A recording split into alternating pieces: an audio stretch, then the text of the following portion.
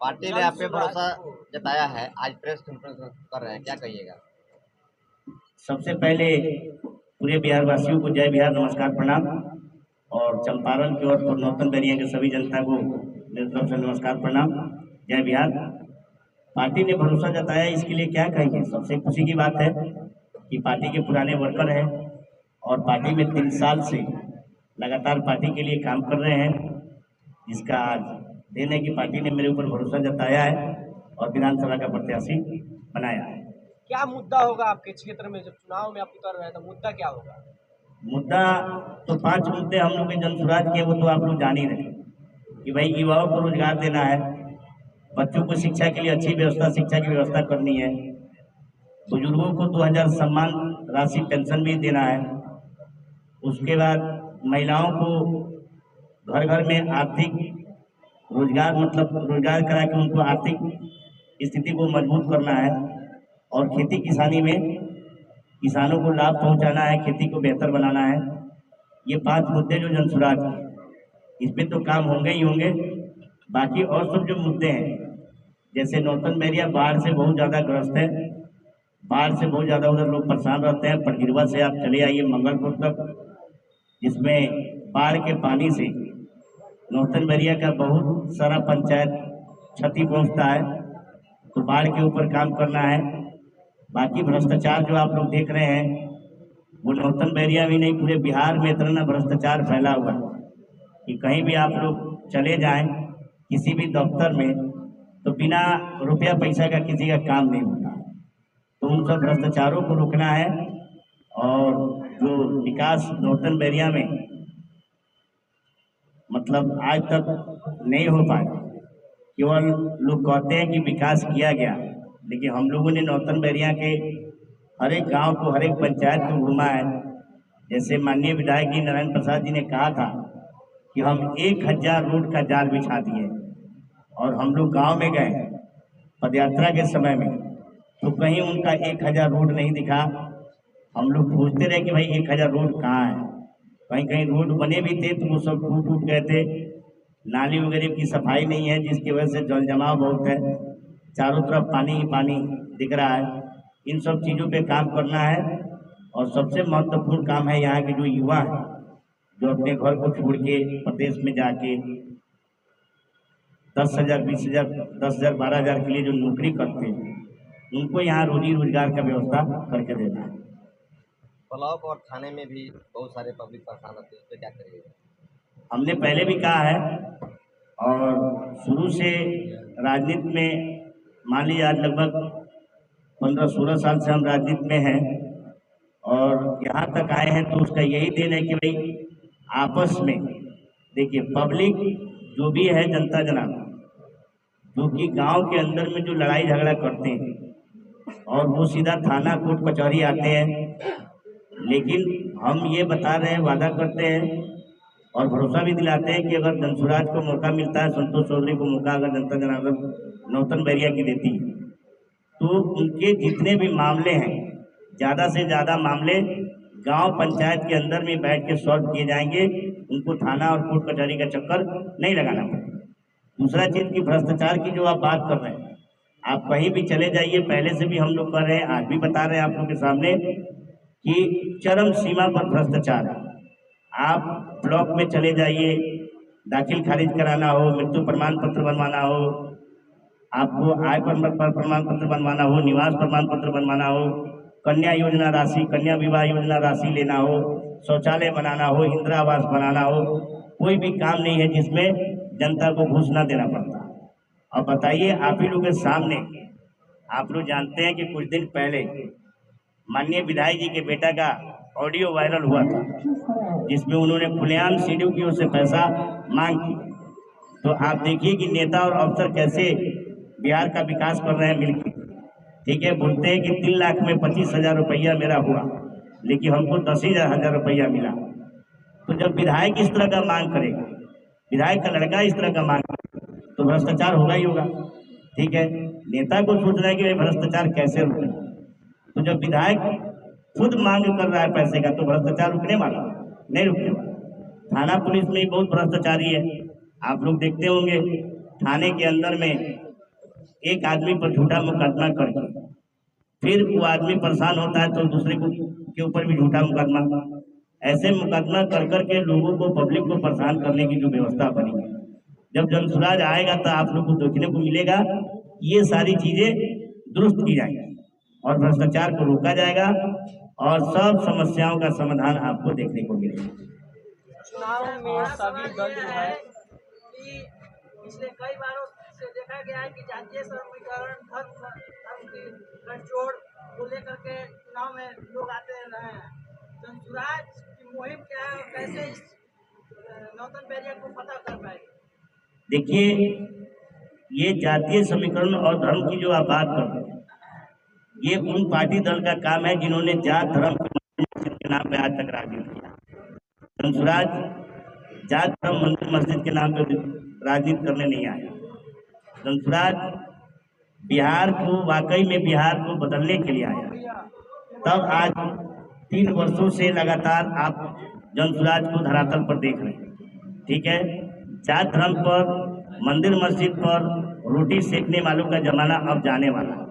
Public में ये जनता जनार्दन में ये आवाज़ पहुंच चुकी है कि हम लोग को बरगला के जो जात धर्म के मंदिर मस्जिद के नाम पे जो वोट लिया जाता है वो अब हम लोग नहीं करेंगे। हम लोग सही चीज़, सही सोच और सही लोगों को लाएंगे जो जनता के मुद्दे की बात कर रही है। जनसुराज जनता के मुद्दे की बात करती है। कभी भी आप देखे होंगे कि जनसुराज ने आज तक जात धर्म की बात नहीं की। जनता को क्या जरूरत है, जनसुराज ने जो 5 वादे किए हैं वो छोटे छोटे वादे हैं, ये नहीं कि बहुत बड़ा बड़ा वादा है। ये जनसुराज नहीं कह रहा है कि हर एक परिवार में हम सबको नौकरी दे देंगे, हर एक परिवार में हम 20-20 लाख रुपया दे देंगे, हम ये कर देंगे, वो कर देंगे, ऐसे कोई वादे नहीं। वादे क्या है आप लोग भी समझिए, जनता भी समझ चुकी है। वादे छोटे छोटे हैं जो जनता की जरूरत की चीजें हैं। हर एक घर में शिक्षा की आवश्यकता है, चाहे जात कोई भी हो। हर एक घर में रोजी रोजगार की जरूरत है, चाहे जात कोई भी हो। ठीक है, हर एक घर की आर्थिक स्थिति को मजबूत करना है, चाहे जात कोई भी हो। तो इससे जात धर्म, मंदिर मस्जिद, ये जो सब चीजें थी वो अब टूटने वाली है और इस बार चुनाव में टूटेगी भी। आप लोग को ये देखने को मिलेगा। आप लोग इसको धैर्य से इंतजार करिए। आपके विधानसभा क्षेत्र में एक गांव है, हाँ, किसानों के लिए हम लोगों ने कहा है और हम लोग जो वादे किए हैं, पहले एक बात आप लोग समझ लें, उन वादों के केवल वादे नहीं किए हैं, हम लोगों ने गारंटी कार्ड भी बना के दिया। हर एक परिवार में परिवार लाभ कार्ड, आप लोग सुने होंगे आचार संहिता लगने से पहले हर एक परिवार में परिवार लाभ कार्ड बना के हम लोगों ने देने का काम किया।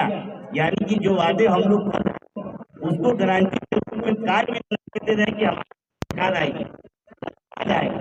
मैं ये गारंटी देता हूँ कि मैं आपका ये काम करूँगा। आपने किसान का बात पूछा, किसान बिहार जो है कृषि प्रधान एरिया है, लेकिन यहाँ किसानों को बहुत मतलब सरकार के तरफ से दुर्दशा है, देखने को मिल रहा होगा। लेकिन हम लोगों ने ये बात कही है कि भाई जब जनसुराज की सरकार आएगी तो हर एक किसान भाइयों को, ठीक है, सबसे पहले हम जो जनसुराज की सरकार होगी वो मुफ्त में मजदूर उपलब्ध कराएगी।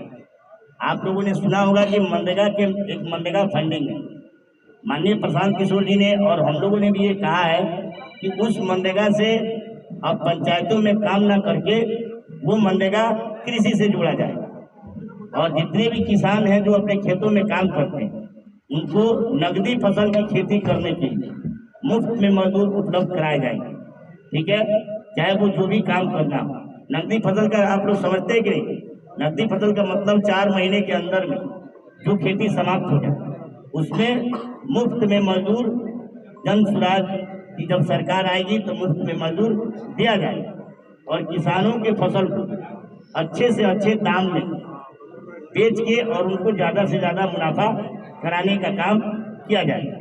यहाँ तक बता दें, जैसे नौतन बैरिया सब्जी का मतलब राजधानी माना जाता है, लेकिन सब्जी के दाम मार्केट में न होने की वजह से धीरे धीरे वो खत्म होते जा रहा है, सब्जी लुप्त होता जा रहा है। लेकिन हम लोग की योजना में है कि जब हम लोग की सरकार आएगी नौतन बैरिया से, अगर जनसुराज जीतता है तो वहाँ से फिर से वो सब्जी की खेती शुरू किए जाएंगे और युवाओं को ज़्यादा से ज़्यादा वैज्ञानिक स्तर की ट्रेनिंग दिलवा और उस खेती के बारे में बताया जाएगा।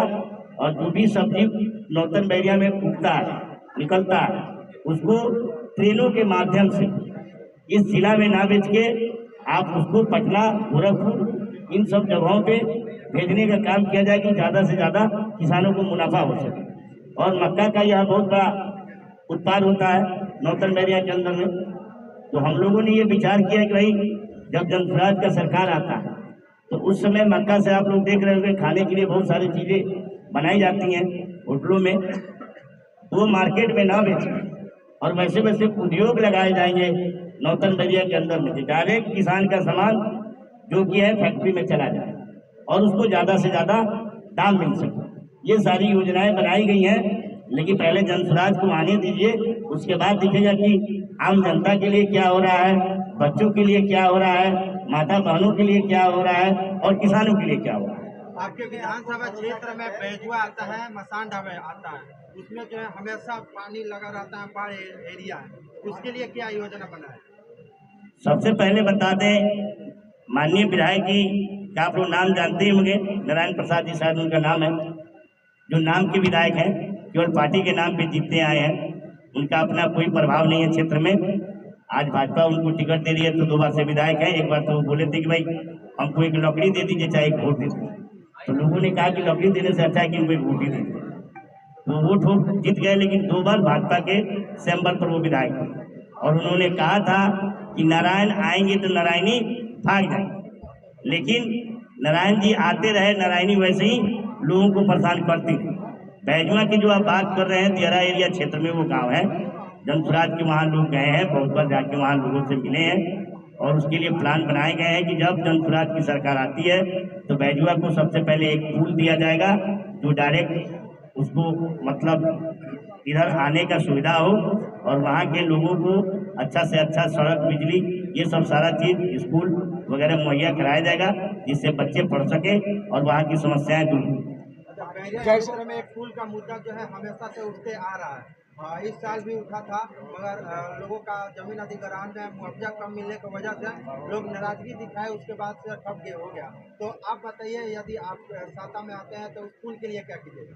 देखिए, आपको बता दें, जिस चीज़ का आप क्वेश्चन कर रहे हैं वो आज से नहीं, 2000 से वहाँ कई बार उद्घाटन हुआ। सन 2000 से लगभग हमको लगता है कि 5-6 बार वहाँ पुल के उद्घाटन किए गए अलग अलग नेताओं के द्वारा।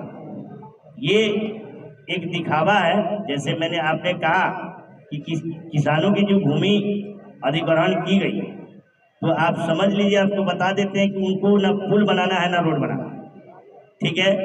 वोट का ये फंडा है कि हम पब्लिक को, जनता को एक लालच देके और उससे हम अपना वोट ले लें, फिर सरकार बन जाएगी तो 5 साल के बाद देखा जाएगा, फिर कोई नया झूठ परोसा जाएगा। लेकिन हम आपको वादा करते हैं और आप लोग को बता देते हैं मीडिया के माध्यम से, जितने भी चैनल वाले भाई मेरे मित्र साथी खड़े हैं, आप लोगों ने देखा होगा कि प्रशांत जी की एक बहुत बड़ी सभा हुई थी, कहाँ? पखनाहा हाई स्कूल में 29/6 को। लेकिन सभा समाप्त होने के बाद प्रशांत जी इस एरिया से निकले, पश्चिम के साइड से गए। पूरब साइड से निकलते हैं तो बेतिया आते हैं और पश्चिम साइड से निकलेंगे तो आप नदी की तरफ जाएंगे। प्रशांत जी को हम पश्चिम साइड की तरफ से ले गए और जाके उनको नदी को दिखाया कि भैया इस नदी से ये नौतन बैरिया बहुत मतलब बर्बाद हो रहा है। हम लोग को जब मान लीजिए जनता जनार्दन मौका देती है और जब जनसुराज का सरकार आता है तो इस नदी को दुरुस्त भी करना है। और यहाँ पे बहुत नेताओं ने वादे किए पुल बनाने के लिए, लेकिन कोई आज तक कर नहीं पाया। तो यहाँ एक पुल भी बनाना है जिससे कि उत्तर प्रदेश यहाँ से बगल में है, हमारे चंपारण को अच्छा विकास मिल सकेगा, युवाओं को जाने में। ये आपको बता दें कि बहुत सारे लोग जो है वो पुल बनने नहीं देना चाहते।